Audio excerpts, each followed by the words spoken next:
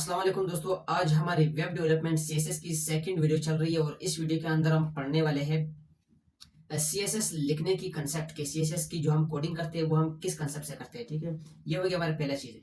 दूसरा चीज़ हम इस वीडियो में कवर करने वाले हैं कि सीएसएस कितने तरीके से लिखा जाता है। एक होता है लिखने का कंसेप्ट और एक होता है कितने तरीकों से, कितने टाइप है, कितने अकसाम है लिखने की। ठीक है, जैसे कि एक होता है एक्सटर्नल स्टाइल, एक होता है इंटरनल स्टाइल और एक होता है इनलाइन स्टाइल। सही है, तो ये तीन स्टाइल होता है, यानी ये तीन लिखने के टाइप होते हैं। ठीक है, तीसरा चीज जो है ना हम पढ़ने वाले हैं वो है सिलेक्टर। ठीक है, सिलेक्टर के कितने टाइप होते हैं, तो ये तीन चीजें हम आज के इस वीडियो में डिस्कस करने वाले हैं। तो शुरू करते हैं, अपने वीएस कोड से शुरू करते हैं।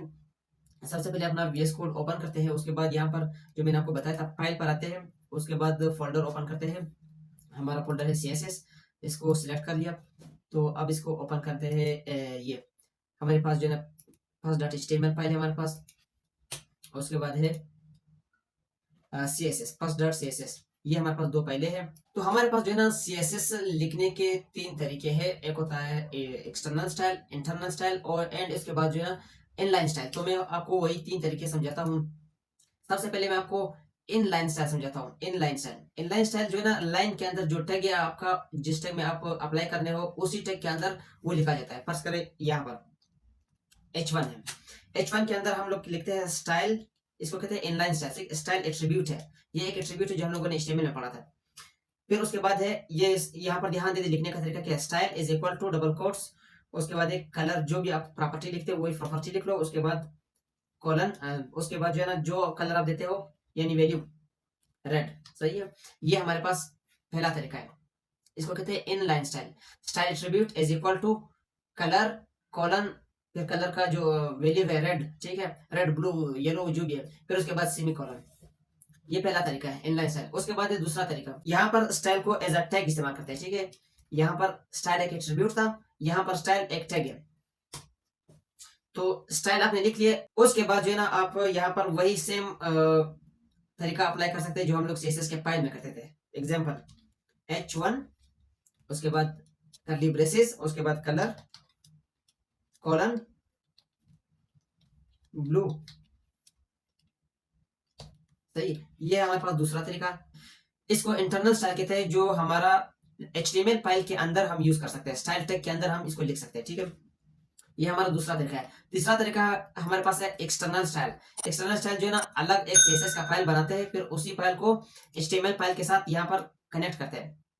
इस तरह लिंक लिंक टैग लिखते हैं, उसके अंदर जो है ना एच रेफरेंस एट्रीब्यूट देते हैं, उसके अंदर जो है ना जो हमारे पास CSS का फाइल है उसका पाथ देते हैं, यानी लोकेशन देते हैं। ठीक है, CSS फाइल की लोकेशन देते हैं। ये हमारे पास तीन तरीके हैं। सबसे बेस्ट तरीका जो है ना वो एक्सटर्नल स्टाइल शीट है, एक्सटर्नल स्टाइल शीट। सही है, और दूसरा चीज जो है ना हमारा वो है हमारे पास चार सिलेक्टर। सिलेक्टर जो सिलेक्ट करने के तरीके हैं, चार सिलेक्टर होता है, वो चीज हम सीखते हैं।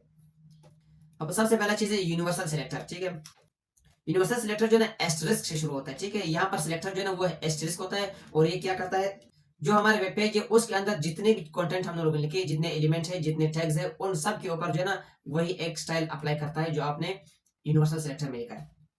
मिसाल के तौर पर colour is equal to red, ये यूनिवर्सल सिलेक्टर है। आप इसको चेक कर ले, ये रेड जो है ना सब पे अप्लाई हो जाता है। आप चेक कर सकते हैं, जो मैंने यूनिवर्सल सिलेक्टर में मैंने कलर रेड कर दिया, तो ये होता सिर्फ जो है ना रेड कलर में आ गया। ये अभी आपको समझनी है कि जब मैं दो तीन चीजें लिखता हूँ तो फिर आपको समझ आ जाएगा। ठीक है, ये हमारे पास पहला चीज है जिसको हम कहते हैं यूनिवर्सल सिलेक्टर। यूनिवर्सल सिलेक्टर में जो है ना एस्टरिस्क जो है ना हमारा सिलेक्टर होता है, और ये एस्टरिस्क जो है ना ऑल पेज पर, जो हमारा HTML पेज है उसमें जितने भी एलिमेंट्स मौजूद होते हैं उन सब पर अप्लाई हो जाता है। जितने भी प्रॉपर्टी हम उस पर अप्लाई करते हैं यूनिवर्सल सिलेक्टर में, वो सारे पेज पर अप्लाई हो जाती है। दूसरा हमारे पास है टैग सिलेक्टर। टैग सिलेक्टर तो वही है जो अभी मैंने लिख लिया, पैराग्राफ। पैराग्राफ जो हमारे पास P है, आपने HTML पढ़ा होगा। पैराग्राफ करली ब्रेसेस, उसके बाद है colour, colour is equal to blue. ये हमारे पास दूसरा सिलेक्टर है। जो हमारे पास टैग है उसी टैग से जो है ना हम लोग सिलेक्ट करते हैं। तीसरा तरीका है हमारे पास ID सिलेक्टर। ID भी आप लोग अगर आपने HTML पढ़ा है तो HTML में हम लोग ID यूज करते थे, ID इज इक्वल टू प्ला। ठीक है, तो यहाँ पर जब हम CSS में ID को सिलेक्ट करते हैं वो किस तरह सिलेक्ट करते हैं। ठीक है, हैश लगाओ, फिर जो ID के अंदर आपने नाम लिखा था वही नेम से आप सिलेक्ट कर सकते हो। फर्स्ट करें हम ID में लिखते हैं खान, खान हमारे पास आईडी है, हम इसको कैसे सिलेक्ट करते हैं? सेम वही तरीका, बस सिर्फ जो है ना ये हैश आपने लगाना है। आईडी को जब आप सिलेक्ट करते हो तो आपने हैश लगाना होता है, ठीक है। Colour is equal to green. उसके बाद है हमारे पास क्लास सिलेक्टर। क्लास हम कैसे सिलेक्ट करते हैं, ये भी चीज, ये लाजमी चीज है, आईडी भी लाजमी चीज है, ये दोनों जो है ना बिल्कुल लाजमी चीज है, आपने यहाँ पर ध्यान देना होता है, ठीक है। क्लास को जब हम सिलेक्ट करते हैं, अगर HTML में तो आपने पढ़ा होगा क्लास क्या होता है, ठीक है। डॉट, उसके बाद क्लास का नेम पास करते हैं न्यू, ठीक है। Colour is equal to purple. ये हम लोगों ने 4 सिलेक्टर लिख लिए। पहला सिलेक्टर है हमारे पास यूनिवर्सल सिलेक्टर, जो एस्टरिस्क से लिखा जाता है, और ये जो है ना पूरी वेब पेज पर अप्लाई हो जाती है, ठीक है। यहाँ की प्रॉपर्टी पूरी वेब पेज पर अप्लाई हो जाती है। उसके बाद है टैग सिलेक्टर, ठीक है। टैग सिलेक्टर जो है ना हम टैग को टारगेट करके उस पर प्रॉपर्टी अप्लाई करते हैं। जो भी टैग हो हमारे पास, हम उसको टारगेट करते हैं, फिर उसके ऊपर प्रॉपर्टी अप्लाई करते हैं। उसके बाद है हमारे पास आईडी सिलेक्टर। आईडी सिलेक्टर जो है ना, आईडी आपको पता है कि आईडी क्या चीज है। आईडी जब हम आईडी सिलेक्टर लेते हैं तो सबसे पहले हैश लगाते हैं, फिर उस आईडी का नाम लिखते हैं, फिर उसके ऊपर प्रॉपर्टी अप्लाई करते हैं। फिर उसके बाद है क्लास सिलेक्टर। क्लास सिलेक्टर भी आपको पता है क्लास क्या है, ठीक है, HTML में। तो क्लास सिलेक्टर लिखने से पहले हम डॉट लगाते हैं, फिर उस क्लास का नाम लिखते हैं, फिर उसके बाद प्रॉपर्टी अप्लाई करते हैं। ये 4 तरीके हमारे पास हो गए, ठीक है। अब हम एक बार चेक करते हैं कि हमारे प्रॉपर्टीज काम करते हैं या नहीं। तो अभी हम एक बार दोबारा H1 लिखते हैं। H1 लिख लिया, और इसका कलर जो एट्रीब्यूट है हम इसको डिलीट कर लेते हैं, क्योंकि हम इसके ऊपर ऑलरेडी एक चीज अप्लाई करने वाले हैं, आईडी। सही है, यहाँ पर आईडी एट्रीब्यूट हम यूज करते हैं। आईडी एट्रीब्यूट, आईडी में हम लिखते हैं KHN खान, ठीक है। इसको सेव कर लेते हैं। यहाँ पर हम लिखते हैं P के अंदर लिखते हैं I am learning CSS, I am learning CSS with script. सही है, ये हम लोगों ने एक पैराग्राफ लिख लिया, ठीक है। अब यही पैराग्राफ हम दोबारा लिखते हैं, Ctrl+V। यहाँ पर जो नाम क्लास दे देते हैं, class is equal to new.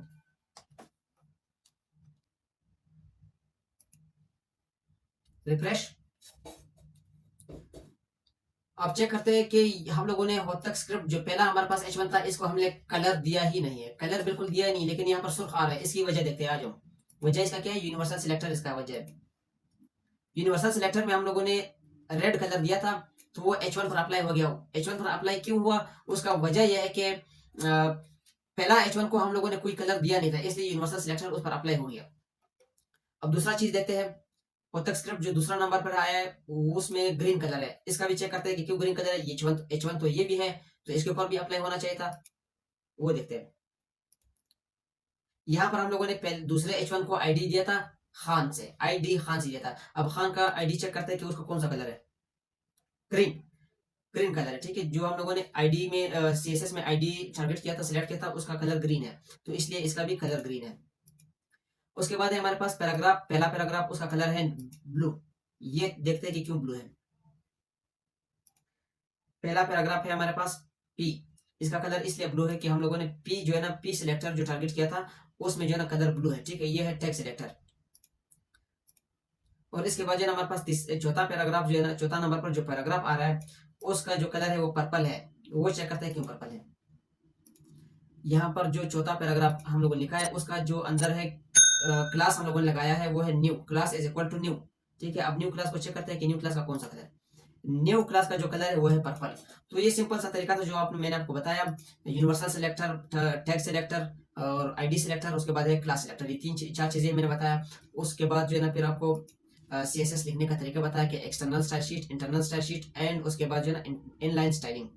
ये दूसरा चीज मैंने बताया। तीसरा चीज जो अभी रहता है वो मैं आपको बता दूं। तीसरा चीज क्या रहता है, ये CSS की लिखने का कंसेप्ट, ठीक है।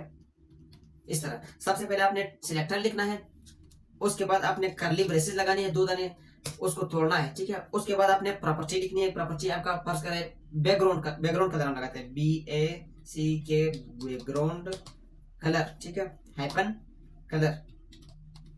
अगर आप सिर्फ कलर यूज करते हो, ठीक है, तो फिर कलर ही है। अगर आप बैकग्राउंड कलर यूज करते हो, मतलब दो चीजों का आप मिक्स करते हो, बैकग्राउंड एंड कलर, तो सीएसएस में लिखने के लिए जो ना अपने दरम्यान में हाइफन देना होता है, ठीक है, बस जगहों पर, ठीक है। फिर उसके बाद लिखने का कंसेप्ट समझ ले पहले, बैकग्राउंड कलर, उसके बाद जो है ना फिर कॉलन, उसके बाद हम देते हैं येलो, येलो हम कलर देते हैं, उसके बाद जो है ना सेमी कॉलन लगा लेते हैं, ठीक है, कंसेप्ट है। अगर हम इसी पी पैराग्राफ को जो है ना फ्रंट कलर भी देते हैं, बैकग्राउंड कलर भी देते हैं, ठीक है, सिंपल है, सिर्फ एंटर दबाओ, कलर कॉलन ब्लू, इसी को हम बॉर्डर देते हैं, बॉर्डर, बॉर्डर सही है, बॉर्डर देते हैं, किस तरह देते हैं, बॉर्डर 2 पिक्सल, ठीक है। उसके बाद है सॉलिड, यानी उसकी टाइप बता रहे हैं, सॉलिड टाइप है, ठीक है, डॉटेड है, डैशेड है। उसके बाद है 2 pixel solid black, black. Save करते हैं, अब इसको चेक करते हैं, ठीक है। लिखने का तरीका आपने सीख लिया, सबसे पहले सिलेक्टर, उसके बाद कर्ली ब्रेसेस, फिर प्रॉपर्टी, फिर उसका वैल्यू, फिर प्रॉपर्टी, फिर उसका वैल्यू, फिर प्रॉपर्टी, फिर इसका वैल्यू। ये लिखने का तरीका है, आखिर तक लास्ट तक जो है ना आप जितनी भी प्रॉपर्टी अप्लाई करते हो यही तरीका है। अब चेक करते हैं क्या वाकई में काम कर रहा है। ये देख, पैराग्राफ पर हम लोगों ने अप्लाई किया, दोनों पर आ गया, एक पैराग्राफ पर अप्लाई किया, दोनों पर आ गया, ठीक है। लेकिन एक का कलर चेंज है, दूसरे का कलर चेंज है। इसकी वजह क्या है, क्योंकि हम लोगों ने दूसरे वाले पैराग्राफ को जो है ना क्लास एट्रीब्यूट से जो है ना, यानी क्लास सिलेक्टर से हम लोगों ने टारगेट किया था, उसका कलर से पर्पल किया था, बाकी दोनों सेम है, ठीक है। बॉर्डर भी आप देख सकते हो, ये बॉर्डर है इसका, ये जो ना ब्लैक वाला 2 पिक्सल, ये इसका बॉर्डर है। ये वाला पीला जो ना बैकग्राउंड कलर है, और ये जो ना कलर है, ये वाला और ये वाला जो ना कलर है, बाकी बैकग्राउंड कलर और बॉर्डर है 2 पिक्सल सॉलिड है। तो अगर आपको हमारी वीडियो पसंद आई हो, वीडियो को लाइक करके, चैनल को सब्सक्राइब करके एंड बेल आइकन पे लाजमी क्लिक कर देना, ठीक है, और ताकि हमारी आने वाली वीडियोस आपको आसानी से मिल सके। तो फिर मिलते हैं नेक्स्ट वीडियो में, फिलहाल के लिए बाय बाय, अल्लाह हाफिज।